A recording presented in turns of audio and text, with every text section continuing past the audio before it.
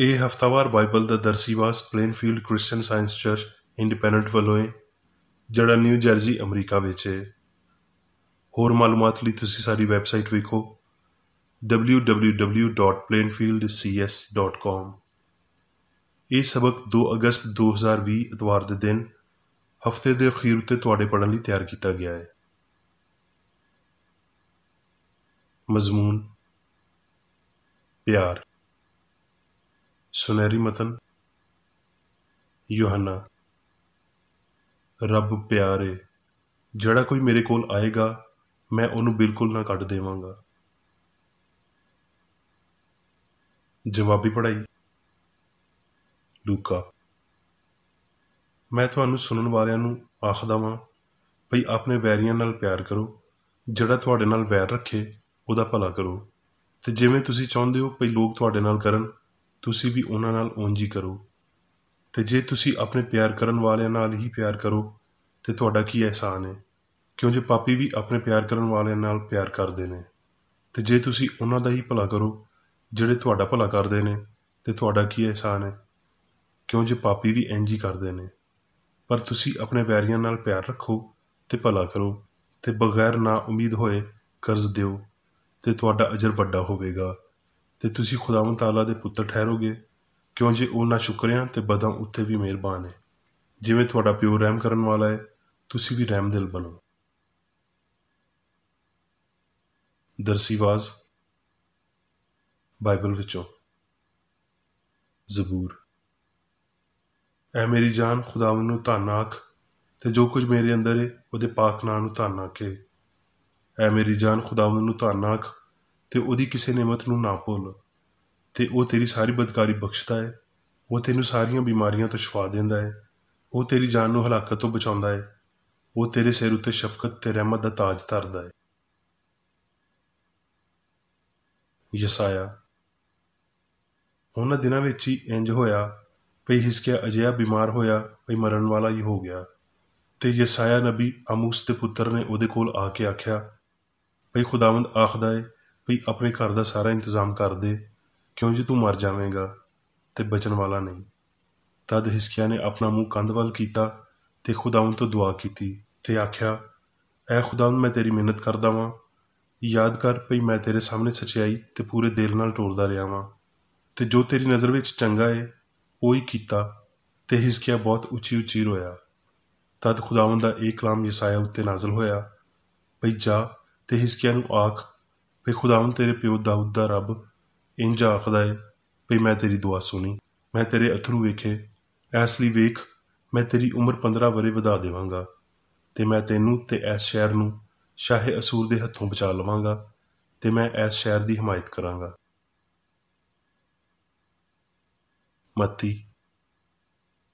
ਤੇ ਯਿਸੂ ਸਾਰੇ ਗਲੀਲ ਵਿੱਚ ਫਿਰਦਾ ਰਿਹਾ ਤੇ ਉਹਨਾਂ ਦੇ ਇਬਾਦਤਖਾਨਿਆਂ ਵਿੱਚ ਤਾਲੀਮ ਦਿੰਦਾ ਤੇ ਬਾਦਸ਼ਾਹੀ ਦੀ ਖੁਸ਼ਖਬਰੀ ਦੀ ਮਨਾਦੀ ਕਰਦਾ ਤੇ ਲੋਕਾਂ ਦੀ ਹਰ ਤਰ੍ਹਾਂ ਦੀ ਬਿਮਾਰੀ ਤੇ ਨਿੱਤ ਕਮਜ਼ੋਰੀ ਨੂੰ ਦੂਰ ਕਰਦਾ ਰਿਹਾ। ਮੱਤੀ। ਉਹ ਇਹ ਗੱਲਾਂ ਆਖ ਹੀ ਰਿਹਾ ਸੀ ਵੀ ਵੇਖੋ ਇੱਕ ਸਰਦਾਰ ਨੇ ਆ ਕੇ ਉਹਨੂੰ ਸਜਦਾ ਕੀਤਾ ਤੇ ਆਖਿਆ ਵੀ ਮੇਰੀ ਧੀ ਹੁਣੇ ਹੀ ਮਰੀ ਏ, ਪਰ ਤੂੰ ਆ ਕੇ ਉਹਦੇ ਉੱਤੇ ਆਪਣਾ ਹੱਥ ਰੱਖ ਤੇ ਉਹ ਜਿਉਂਦੀ ਹੋ ਜਾਵੇਗੀ। ਯਿਸੂ ਉੱਠ ਕੇ ਆਪਣੇ ਚੇਲਿਆਂ ਸਮੇਤ ਉਹਦੇ ਮਗਰ ਟੁਰ ਪਿਆ।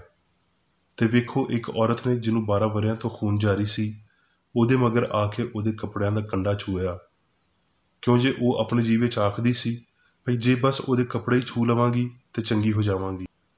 ਯਿਸੂ ਨੇ ਫਿਰ ਕੇ ਉਹਨੂੰ ਵੇਖਿਆ ਤੇ ਆਖਿਆ, ਧੀਏ ਖਾਤਰ ਜਮਾ ਰੱਖ, ਤੇਰੇ ਈਮਾਨ ਨੇ ਤੈਨੂੰ ਚੰਗਾ ਕਰ ਦਿੱਤਾ।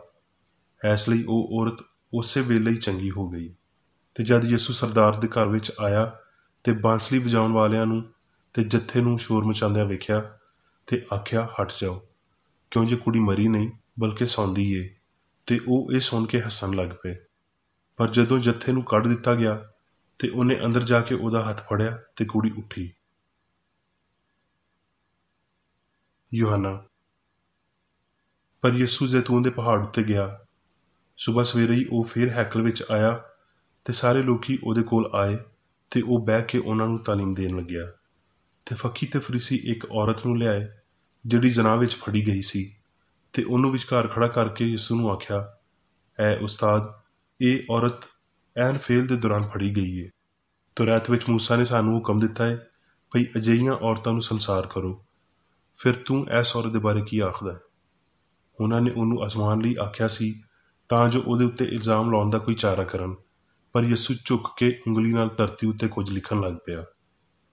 ਜਦ ਉਹ ਉਹਨੂੰ ਸਵਾਲ ਕਰਦੇ ਹੀ ਰਹੇ ਤੇ ਉਹਨੇ ਸਿੱਧੇ ਹੋ ਕੇ ਉਹਨਾਂ ਨੂੰ ਆਖਿਆ ਭਈ ਜਿਹੜਾ ਤੁਹਾਡੇ ਵਿੱਚੋਂ ਬੇਗੁਨਾਹ ਹੋਵੇ ਉਹ ਹੀ ਪਹਿਲਾਂ ਉਹਨੂੰ ਪੱਥਰ ਮਾਰੇ। ਤੇ ਫਿਰ ਝੁੱਕ ਕੇ ਧਰਤੀ ਉੱਤੇ ਉਂਗਲੀ ਨਾਲ ਲਿਖਣ ਲੱਗ ਗਿਆ। ਉਹ ਇਹ ਸੁਣ ਕੇ ਵੱਡੇ ਤੋਂ ਲੈ ਕੇ ਨਿੱਕੇ ਤੀਕਰ ਇੱਕ ਇੱਕ ਕਰਕੇ ਨਿਕਲ ਗਏ ਤੇ ਯਿਸੂ ਇਕੱਲਾ ਹੀ ਰਹਿ ਗਿਆ ਤੇ ਉਹ ਔਰਤ ਵਿਚਕਾਰ ਖੜੀ ਰਹਿ ਗਈ। ਯਿਸੂ ਨੇ ਸਿੱਧੇ ਹੋ ਕੇ ਆਖਿਆ, ਐ ਔਰਤ, ਇਹ ਲੋਕ ਕਿੱਥੇ ਗਏ? ਕੀ ਕਿਸੇ ਨੇ ਤੇਰੇ ਉੱਤੇ ਹੁਕਮ ਨਹੀਂ ਦਿੱਤਾ? ਉਹਨੇ ਆਖਿਆ, ਐ ਖੁਦਾਵੰਦ, ਕਿਸੇ ਨੇ ਨਹੀਂ। ਯਿਸੂ ਨੇ ਆਖਿਆ, ਮੈਂ ਵੀ ਤੇਰੇ ਉੱਤੇ ਹੁਕਮ ਨਹੀਂ ਦਿੰਦਾ, ਜਾ ਫਿਰ ਪਾਪ ਨਾ ਕਰੀਂ। ਲੂਕਾ। ਸਾਰੇ ਮਹਿਸੂਲ ਲੈਣ ਵਾਲੇ ਤੇ ਪਾਪੀ ਉਹਦੇ ਕੋਲ ਆਉਂਦੇ ਸੀ ਤਾਂ ਜੋ ਉਹਦੀਆਂ ਗੱਲਾਂ ਸੁਣਨ, ਤੇ ਫਰੀਸੀ ਤੇ ਫੱਕੀ ਬੁੜਬੁੜਾ ਕੇ ਆਖਣ ਲੱਗੇ, ਇਹ ਬੰਦਾ ਪਾਪੀਆਂ ਨਾਲ ਮਿਲਦਾ ਤੇ ਉਹਨਾਂ ਨਾਲ ਖਾਣਾ ਖਾਂਦਾ ਹੈ।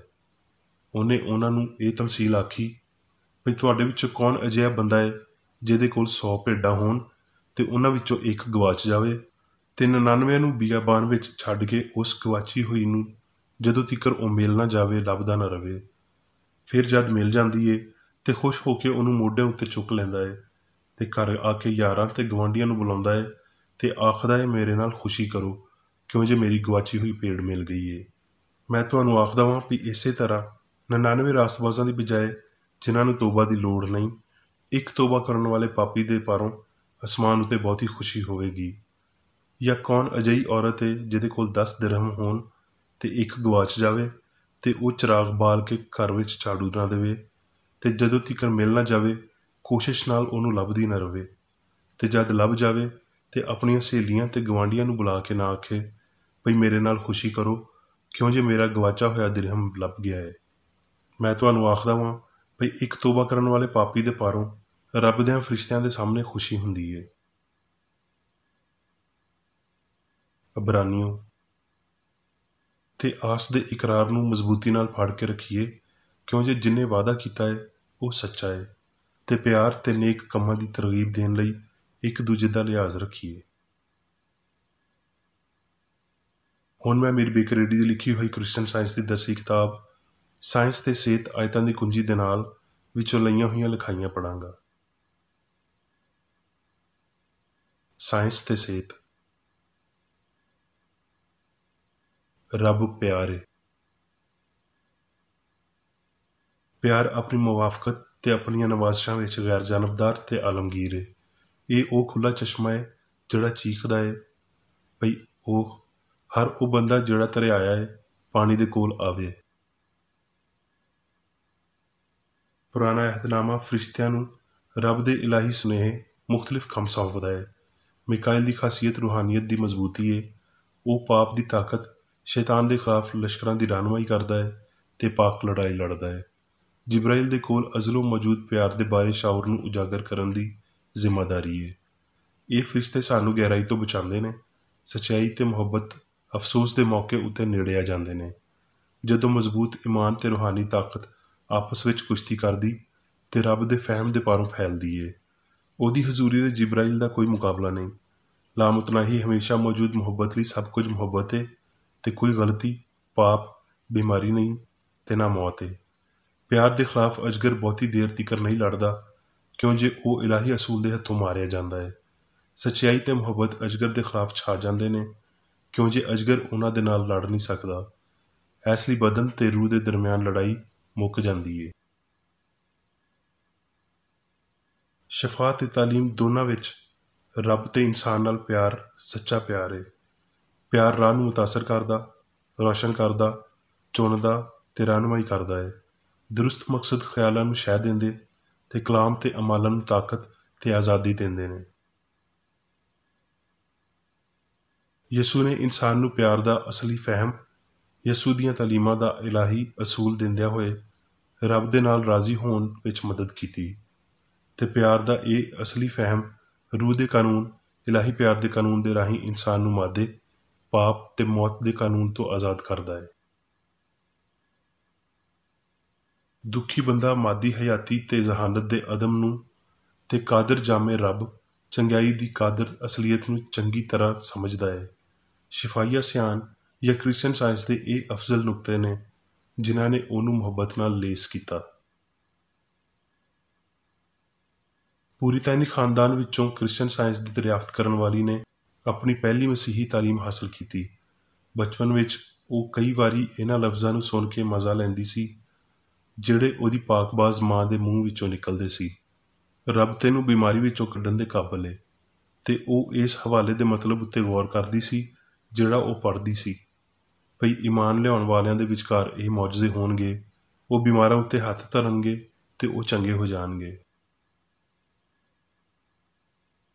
ਯਿਸੂ ਸਾਡੇ ਲਈ ਸਿਰਫ ਇੱਕ ਇਨਫਰਾਦੀ ਤਜਰਬਾ ਮਹਿਫੂਜ਼ ਨਹੀਂ ਰੱਖਦਾ।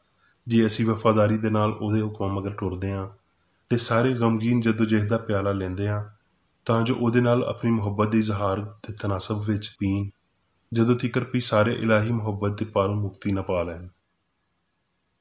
ਸੱਚਾਈ ਦੇ ਬਾਰੇ ਯਿਸੂ ਦੀ ਤਾਲੀਮ ਤੇ ਉਹਦੀ ਮਸ਼ਕ ਵਿੱਚ ਇੱਕ ਕੁਰਬਾਨੀ ਸ਼ਾਮਲ ਹੁੰਦੀ ਏ ਜਿਹੜੀ ਸਾਨੂੰ ਇਹਦੇ ਅਸੂਲ ਨੂੰ ਮੁਹੱਬਤ ਦੇ ਤੌਰ ਤੇ ਕਬੂਲ ਕਰਨ ਵੱਲ ਲੈ ਜਾਂਦੀ ਏ। ਇਹ ਸਾਡੇ ਮਾਲਕ ਦੀ ਬੇਗੁਨਾਹ ਹਯਾਤੀ ਤੇ ਮੌਤ ਉੱਤੇ ਉਹਦੀ ਕੁਦਰਤ ਦੇ ਇਜ਼ਹਾਰ ਦੀ ਕੀਮਤੀ ਦਰਾਮਦ ਸੀ। ਉਹਨੇ ਆਪਣੇ ਕੰਮਾਂ ਨਾਲ ਇਹ ਸਾਬਤ ਕੀਤਾ ਵੀ ਕ੍ਰਿਸਚਨ ਸਾਇੰਸ ਬਿਮਾਰੀ, ਪਾਪ ਤੇ ਮੌਤ ਨੂੰ ਤਬਾਹ ਕਰਦੀ ਏ। ਜੇ ਸਾਇੰਸਦਾਨ ਇਲਾਹੀ ਮੁਹੱਬਤ ਦੇ ਪਾਰੋਂ ਆਪਣੇ ਮਰੀਜ਼ ਦੀ ਰਪੜਦਾ ਹੈ ਤੇ ਸ਼ਿਫਾਈਆ ਕੰਮ ਇੱਕ ਹੀ ਆਮਦ ਵਿੱਚ ਮੁਕੰਮਲ ਹੋ ਜਾਵੇਗਾ ਤੇ ਬਿਮਾਰੀ ਆਪਣੇ ਆਬਾਈ ਅਦਮ ਵਿੱਚ ਗਾਇਬ ਹੋ ਜਾਵੇਗੀ, ਜਿਵੇਂ ਵੀ ਫਜਰ ਦੇ ਵੇਲੇ ਸੂਰਜ ਦੀ ਲੋ ਤੋਂ ਪਹਿਲਾਂ ਤਰੇਲ ਹੁੰਦੀ ਏ। ਉਹ ਤਬੀਬ ਜਿਹੜਾ ਆਪਣੇ ਸਾਥੀ ਇਨਸਾਨ ਲਈ ਹਮਦਰਦੀ ਦੀ ਕਮੀ ਰੱਖਦਾ ਹੈ, ਇਨਸਾਨੀ ਅਹਿਸਾਸ ਵਿੱਚ ਨਾਮੁਕੰਮਲ ਹੈ। ਤੇ ਇਹ ਆਖਣ ਲਈ ਸਾਡੇ ਕੋਲ ਰਸੂਲੀ ਫਰਮਾਨ ਹੈ ਭਈ ਜਿਹੜਾ ਆਪਣੇ ਭਰਾ ਨਾਲ ਜਿਹਨੂੰ ਉਹਨੇ ਵੇਖਿਆ ਹੈ ਪਿਆਰ ਨਹੀਂ ਰੱਖਦਾ, ਉਹ ਰੱਬ ਨਾਲ ਵੀ ਜਿਹਨੂੰ ਉਹਨੇ ਨਹੀਂ ਵੇਖਿਆ ਪਿਆਰ ਨਹੀਂ ਰੱਖ ਸਕਦਾ। ਇਸ ਰੂਹਾਨੀ ਅਹਿਸਾਸ ਦੇ ਨਾ ਹੁੰਦਿਆਂ ਹੋਏ ਤਬੀਬ ਇਲਾਹੀ ਸਿਆਣ ਉੱਤੇ ਯਕੀਨ ਦੀ ਕਮੀ ਰੱਖਦਾ ਹੈ ਤੇ ਉਹ ਲਾਮਹਿਦੂਦ ਪਿਆਰ ਨਾਲ ਵਾਕਿਫ ਨਹੀਂ ਹੈ ਜਿਹੜਾ ਇਕੱਲਾ ਸ਼ਿਫਾਈਆ ਤਾਕਤ ਅਤਾ ਕਰਦਾ ਹੈ। ਇਸ ਤਰ੍ਹਾਂ ਦੇ ਨਾਮ ਨਹਾਦ ਸਾਇੰਸਦਾਨ ਮੁਤਾਸਬ ਖੁਦਨੁਮਾਈ ਦੇ ਊਂਠ ਖਾਂਦਿਆਂ ਹੋਏ ਮੱਖੀਆਂ ਨੂੰ ਬਾਹਰ ਕੱਢਦੇ ਜਾਂਦੇ ਨੇ। ਕਿਸੇ ਬੰਦੇ ਲਈ ਨਰਮ ਲਫ਼ਜ਼ ਤੇ ਮਸੀਹੀ ਹੌਸਲਾ ਅਫਜ਼ਾਈ, ਉਹਦੇ ਖਦਸ਼ਿਆਂ ਲਈ ਰਹਿਮ ਤੇ ਸਬਰ ਕਰਨਾ ਤੇ ਉਹਨਾਂ ਨੂੰ ਮੁਕਾਉਣਾ ਅਜਿਹੀ ਜਜ਼ਬਾਤੀ ਇਕੱਠੀ ਕੁਰਬਾਨੀ ਵਾਲੇ ਨਜ਼ਰੀਆ, ਦਖੀਆਨੂਸੀ ਉਧਾਰ ਲਈਆਂ ਹੋਈਆਂ ਤਕਰੀਰਾਂ ਤੇ ਬਹਿਸਾਂ ਨਾਲੋਂ ਬਹੁਤ ਚੰਗਾ ਹੈ ਜਿਹੜਾ ਇਲਾਹੀ ਮੁਹੱਬਤ ਦੀ ਸ਼ੋਲਾਜ਼ਨ ਜਾਇਜ਼ ਕ੍ਰਿਸਚਨ ਸਾਇੰਸ ਦੀ ਮਜ਼ਹੀਕਾ ਖੇਜ਼ ਨਕਲ ਦੇ ਸਿਵਾ ਕੁਝ ਨਹੀਂ। ਮੁਹੱਬਤ ਤਖਤ ਨਸ਼ੀਨ ਹੈ, ਬਦੀ ਜਾਂ ਮਾਦੇ ਵਿੱਚ ਨਾ ਜ਼ਹਾਨਤ ਹੈ ਨਾ ਕੂਵਤ ਹੈ। ਇਹ ਕ੍ਰਿਸਚਨ ਸਾਇੰਸ ਦਾ ਮੁਤਲਕ ਅਕੀਦਾ ਹੈ ਤੇ ਇਹ ਇੱਕ ਵੱਡੀ ਸੱਚਾਈ ਹੈ ਜਿਹੜੀ ਗਲਤੀ ਦੇ ਸਾਰੇ ਬਹਿਰੂਪਾਂ ਨੂੰ ਬੇਨਕਾਬ ਕਰਦੀ ਹੈ। ਅਸਲੀ ਖੁਸ਼ੀ ਨਹੀਂ, ਇਨਸਾਨ ਨੂੰ ਆਪਣੇ ਅਸੂਲ ਇਲਾਹੀ ਮੁਹੱਬਤ ਦੇ ਨਾਲ ਹਮ-ਆਹੰਗ ਹੋਣਾ ਚਾਹੀਦਾ ਹੈ। ਪੁੱਤਰ ਨੂੰ ਪਿਓ ਦੇ ਨਾਲ, ਮਸੀਹ ਵਿੱਚ ਮੁਤਾਬਕਤ ਦੇ ਨਾਲ ਇਕੱਠਿਆਂ ਹੋਣਾ ਚਾਹੀਦਾ ਹੈ। ਇਲਾਹੀ ਸਾਇੰਸ ਦੇ ਮੁਤਾਬਕ ਇਨਸਾਨ ਦਾ ਦਰਜਾ ਉਂਝ ਦਾ ਹੀ ਕਾਮਲ ਹੈ ਜਿਹੋ ਜਿਹੀ ਉਹ ਸਿਆਣ ਹੈ ਜਿਹੜੀ ਉਹਨੂੰ ਬਣਾਉਂਦੀ ਹੈ। ਹਸਤੀ ਦੀ ਅਸਲੀਅਤ ਇਨਸਾਨ ਨੂੰ ਹਮ-ਆਹੰਗ ਤੇ ਲਾਫਾਨੀ ਬਣਾਉਂਦੀ ਹੈ, ਜਦ ਕਿ ਗਲਤੀ ਫਾਨੀ ਤੇ ਬੇਹੰਗਮ ਹੈ। ਲੱਖਾਂ ਗੈਰ ਜਾਨਬਦਾਰ ਸਿਆਣਾ, ਸੱਚਾਈ ਦੇ ਸਾਦਾ ਲਓ ਮੁਤਲਾਸ਼ੀ, ਫਿਕਰਮੰਦ ਖਾਨਾ ਬਦੋਸ਼, ਸਹਿਰਾ ਦੇ ਦਰਿਆਏ, ਆਰਾਮ ਤੇ ਪੀਣ ਦੇ ਮੁਤਲਾਸ਼ੀ ਤੇ ਉਡੀਕ ਕਰਨ ਵਾਲੇ ਨੇ। ਮਸੀਹ ਦੇ ਨਾਂ ਉੱਤੇ ਉਹਨਾਂ ਨੂੰ ਠੰਡੇ ਪਾਣੀ ਦਾ ਇੱਕ ਪਿਆਲਾ ਦਿਓ ਤੇ ਨਤੀਜਿਆਂ ਤੋਂ ਕਦੀ ਨਾ ਡਰੋ। ਮੁਹੱਬਤ ਫਿਤਰਤ ਨੂੰ ਵਸੀਹ ਕਰਦਿਆਂ ਹੋਏ, ਪਾਕ ਕਰਦਿਆਂ ਹੋਏ ਤੇ ਉੱਚੀ ਕਰਦਿਆਂ ਹੋਏ ਉਹਨੂੰ ਸਜਾਉਂਦੀ ਏ।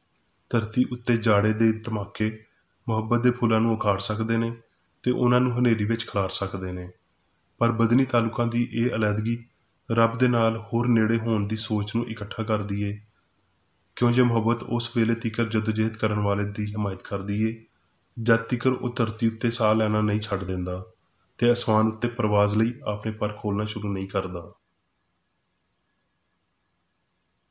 ਹੇਠਾਂ ਲਿਖੇ ਹੋਏ ਜ਼ਬੂਰ ਵਿੱਚ ਇੱਕ ਲਫ਼ਜ਼, ਭਾਵੇਂ ਬਹੁਤ ਹਲਕਾ ਜਿਹਾ, ਉਸ ਲੋਅ ਨੂੰ ਜ਼ਾਹਿਰ ਕਰਦਾ ਹੈ ਜਿਹੜਾ ਕ੍ਰਿਸਚਨ ਸਾਇੰਸ ਲਫ਼ਜ਼ ਬਦਨੀ ਫਹਿਮ ਨੂੰ ਰੱਬ ਦੇ ਗੈਰ ਬਦਨੀ ਜਾਂ ਰੂਹਾਨੀ ਫਹਿਮ ਦੇ ਲਫ਼ਜ਼ ਦੇ ਨਾਲ ਬਦਲਦਿਆਂ ਹੋਏ ਕਲਾਮ ਉੱਤੇ ਆਉਂਦੀ ਹੈ।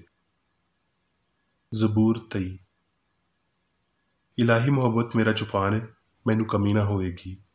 ਮੁਹੱਬਤ ਮੈਨੂੰ ਹਰੀ ਹਰੀ ਚਰਾਗਾਹਾਂ ਵਿੱਚ ਬਿਠਾਉਂਦਾ ਹੈ, ਮੁਹੱਬਤ ਮੈਨੂੰ ਰਾਹਤ ਦੇ ਚਸ਼ਮਿਆਂ ਦੇ ਕੋਲ ਲੈ ਜਾਂਦਾ ਹੈ।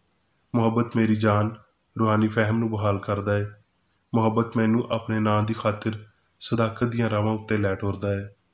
ਬਲਕਿ ਭਾਵੇਂ ਮੌਤ ਦੇ ਪਰਛਾਵੇਂ ਦੀ ਵਾਦੀ ਵਿੱਚੋਂ ਮੇਰਾ ਲੰਘਣਾ ਹੋਵੇ, ਮੈਂ ਕਿਸੇ ਬਲਾ ਤੋਂ ਨਹੀਂ ਡਰਾਂਗਾ, ਕਿਉਂ ਜੇ ਮੁਹੱਬਤ ਮੇਰੇ ਨਾਲ ਏ। ਮੁਹੱਬਤ ਦਾ ਅੱਸਾ ਤੇ ਮੁਹੱਬਤ ਦੀ ਲਾਠੀ ਤੋਂ ਮੈਨੂੰ ਤਸੱਲੀ ਏ। ਮੁਹੱਬਤ ਮੇਰੇ ਵੈਰੀਆਂ ਦੇ ਸਾਹਮਣੇ ਮੇਰੇ ਅੱਗੇ ਦਸਤਰਖਾਨ ਵਿਛਾਉਂਦਾ ਹੈ। ਮੁਹੱਬਤ ਨੇ ਮੇਰੇ ਸਿਰ ਉੱਤੇ ਤੇਲ ਮਲਿਆ ਹੈ, ਮੇਰਾ ਪਿਆਲਾ ਭਰ ਜਾਂਦਾ ਹੈ। ਯਕੀਨਨ ਭਲਾਈ ਤੇ ਰਹਿਮਤ ਸਾਰੀ ਉਮਰ ਮੇਰੇ ਨਾਲ ਰਹਿਣਗੀਆਂ। ਮੈਂ ਹਮੇਸ਼ਾ ਮੁਹੱਬਤ ਦੇ ਘਰ ਵਿੱਚ ਸ਼ਊਰ ਵਿੱਚ ਸਕੂਨਤ ਕਰਾਂਗਾ। ਮੁਹੱਬਤ ਦਿਲਕਸ਼ੀ ਤੋਂ ਆਪਣੀਆਂ ਅੱਖੀਆਂ ਕਦੀ ਨਹੀਂ ਹਟਾਉਂਦੀ। ਹੁਣ ਮੈਂ ਮੇਰੀ ਬੇਕਰ ਰੈਡੀ ਵੱਲੋਂ ਚਰਚ ਮੈਨੂਅਲ ਵਿੱਚ ਦਿੱਤੇ ਹੋਏ ਰੋਜ਼ਾਨਾ ਦੇ 3 ਫਰਜ਼ ਪੜਾਂਗਾ। ਰੋਜ਼ਾਨਾ ਦੀ ਦੁਆ। ਇਸ ਚਰਚ ਦੇ ਹਰ ਰੁਕਨ ਦਾ ਇਹ ਫਰਜ਼ ਹੈ ਭਈ ਉਹ ਹਰ ਰੋਜ਼ ਇਹ ਦੁਆ ਕਰੇ, ਤੇਰੀ ਬਾਦਸ਼ਾਹੀ ਆਵੇ, ਇਲਾਹੀ ਸੱਚਾਈ, ਹਯਾਤੀ ਤੇ ਪਿਆਰ ਦੀ ਸਲਤਨਤ ਮੇਰੇ ਅੰਦਰ ਕਾਇਮ ਹੋਵੇ ਤੇ ਸਾਰੇ ਪਾਪ ਮੈਥੋਂ ਨਿਕਲ ਜਾਣ, ਤੇ ਤੇਰਾ ਕਲਾਮ ਸਾਰੇ ਇਨਸਾਨਾਂ ਦੇ ਪਿਆਰ ਨੂੰ ਵਧਾਵੇ ਤੇ ਉਹਨਾਂ ਉੱਤੇ ਹੁਕੂਮਤ ਕਰੇ। ਮਕਸਦਾਂ ਤੇ ਕੰਮਾਂ ਦਾ ਇੱਕ ਅਸੂਲ। ਨਾ ਕੋਈ ਮੁਖਾਲਫਤ ਤੇ ਨਾ ਕੋਈ ਜ਼ਾਤੀ ਤਾਲੁਕ ਮਾਦਰੀ ਚਰਚ ਦੇ ਕਿਸੇ ਰੁਕਨ ਦੇ ਮਕਸਦਾਂ ਜਾਂ ਕੰਮਾਂ ਉੱਤੇ ਅਸਰ ਕਰਨੇ ਚਾਹੀਦੇ। ਸਾਇੰਸ ਵਿੱਚ ਬਸ ਇਲਾਹੀ ਪਿਆਰ ਹੀ ਹੁਕੂਮਤ ਕਰਦਾ ਹੈ ਤੇ ਇੱਕ ਮਸੀਹੀ ਸਾਇੰਸਦਾਨ ਪਾਪ ਨੂੰ ਰੱਦ ਕਰਦਿਆਂ ਹੋਏ ਸੁੱਚੀ ਭਰਾਬੰਦੀ, ਖੈਰਾਤ ਪਸੰਦੀ ਤੇ ਮਾਫੀ ਨਾਲ ਪਿਆਰ ਦੀਆਂ ਮਿੱਠੀਆਂ ਸੱਚਾਈਆਂ ਦਾ ਪਰਛਾਵਾਂ ਬਣਦਾ ਹੈ। ਇਸ ਚਰਚ ਦੇ ਸਾਰੇ ਰੁਕਨਾਂ ਨੂੰ ਸਾਰੇ ਪਾਪਾਂ ਤੋਂ, ਗਲਤ ਤਰ੍ਹਾਂ ਦੀਆਂ ਪੇਸ਼ਨਗੋਈਆਂ, ਮੁਨਸਫੀਆਂ, ਮੁਜ਼ੰਮਤਾਂ, ਸਲਾਹਾਂ, ਗਲਤ ਅਸਰਾਂ ਨੂੰ ਲੈਣ ਤੇ ਗਲਤ ਅਸਰ ਦੇਣ ਤੋਂ ਆਜ਼ਾਦ ਰਹਿਣ ਲਈ ਹਰ ਰੋਜ਼ ਖਿਆਲ ਰੱਖਣਾ ਚਾਹੀਦਾ ਹੈ ਤੇ ਦੁਆ ਕਰਨੀ ਚਾਹੀਦੀ ਹੈ। ਫਰਜ਼ ਲਈ ਚੁਸਤੀ। ਇਸ ਚਰਚ ਦੇ ਹਰ ਰੁਕਨ ਦਾ ਇਹ ਫਰਜ਼ ਹੈ ਭਈ ਉਹ ਹਰ ਰੋਜ਼ ਜਾਰਹਾਨਾ ਜ਼ੇਹਨੀ ਸਲਾਮਾਂ ਦੇ ਖਿਲਾਫ ਆਪਣੇ ਆਪ ਨੂੰ ਤਿਆਰ ਰੱਖੇ ਤੇ ਰੱਬ, ਆਪਣੇ ਕਾਇਦ ਤੇ ਇਨਸਾਨਾਂ ਲਈ ਆਪਣੇ ਫਰਜ਼ਾਂ ਨੂੰ ਨਾ ਕਦੀ ਭੁੱਲੇ ਤੇ ਨਾ ਕਦੀ ਨਜ਼ਰਅੰਦਾਜ਼ ਕਰੇ। ਉਹਦੇ ਕੰਮਾਂ ਦੇ ਰਾਹੀਂ ਉਹਦਾ ਇਨਸਾਫ ਹੋਵੇਗਾ, ਉਹ ਬੇਕਸੂਰ ਜਾਂ ਕਸੂਰਵਾਰ ਹੋਵੇਗਾ।